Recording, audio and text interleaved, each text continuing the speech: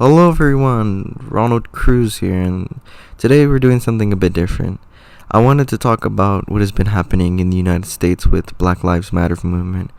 I want to say rest in peace to George Floyd and all the people who have died due to the injustice by the police department and the government. And one of my main concerns is that from doing this video is that I don't know that if I should have made this video, as my channel isn't as big as others, but I don't know who may watch this, but I know that anyone with a platform has a voice, so I'm going to use mine. So let's get into it. The only way that I seen is that the way to make real change in this country is by voting and protesting. But instead of just saying let's vote and protest, I'm going to tell you a brief summary of things that we could look at.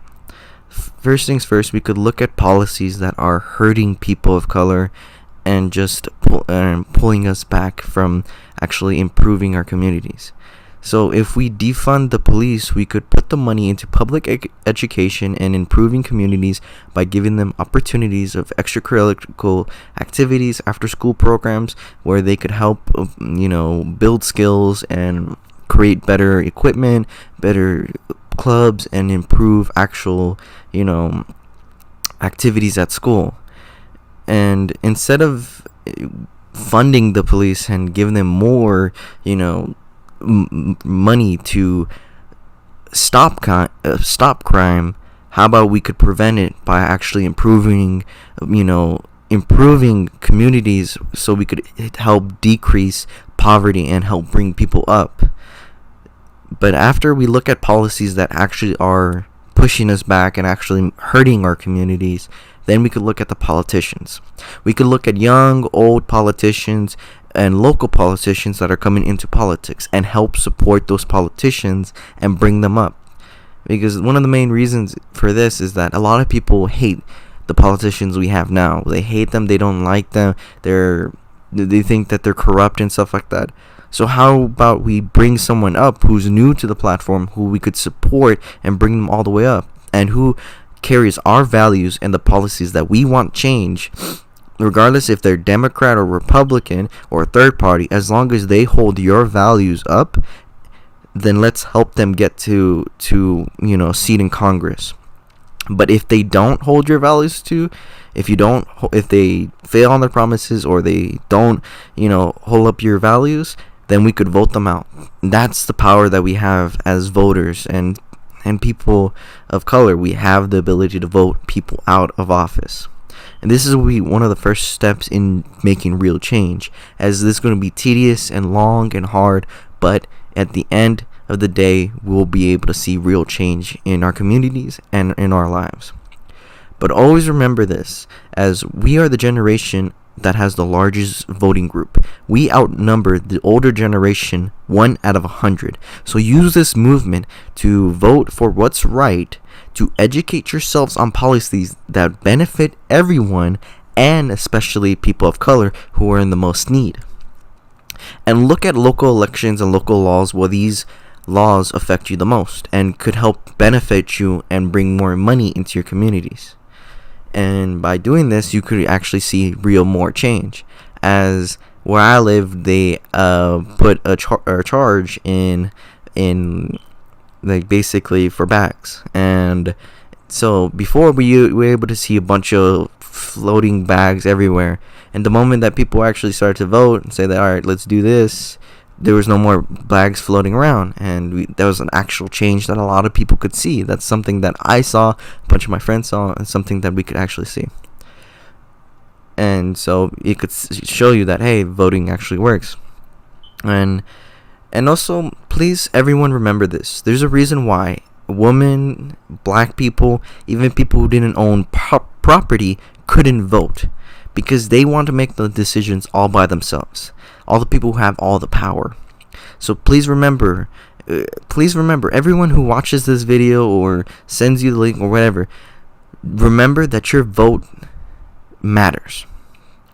Because if your vote didn't matter, then why people fight so hard so we couldn't vote?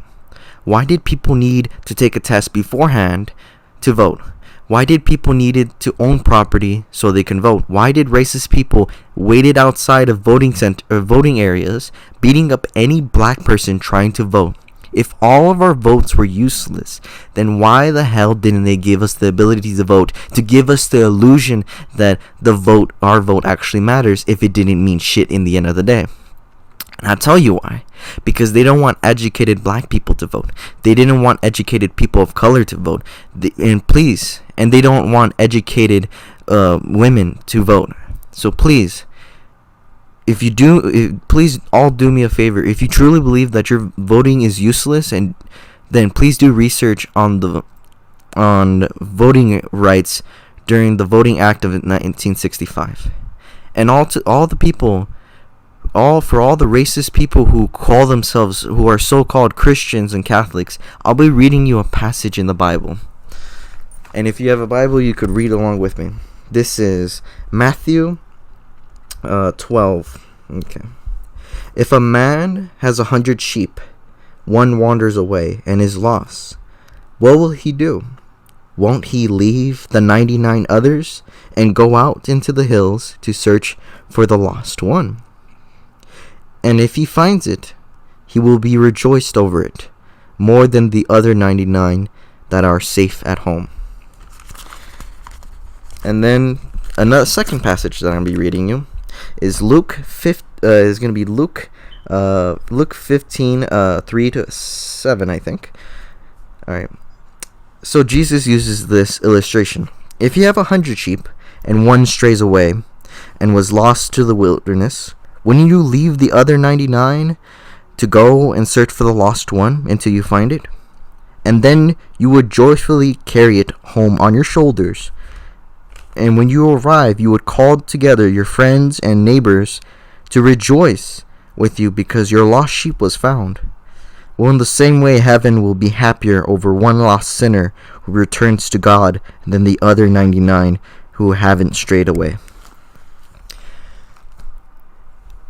And what we could learn from these two passages are that black people are in danger. We need to help them from discrimination, from police brutality, from harassment. People are getting lynched, and we need to help people who have died from these instances, murders, actually, by seeking justice and making these people in prison for the people that they have killed in cold blood. We need justice. As there is no justice, there will be no peace. And one last thing to all those racist Christians and Catholics. You don't go to heaven just because you're a follower. But overall, go vote, go look at policies, look at politicians. I'll be linking different charities and Gofundmes and petitions that you could all donate and sign. It doesn't take that much time. It's really easy, and it took me to sign 40 under 10 minutes. But thank you for listening, and I hope you all have a good day. And always remember, Black Lives Matter. Thank you.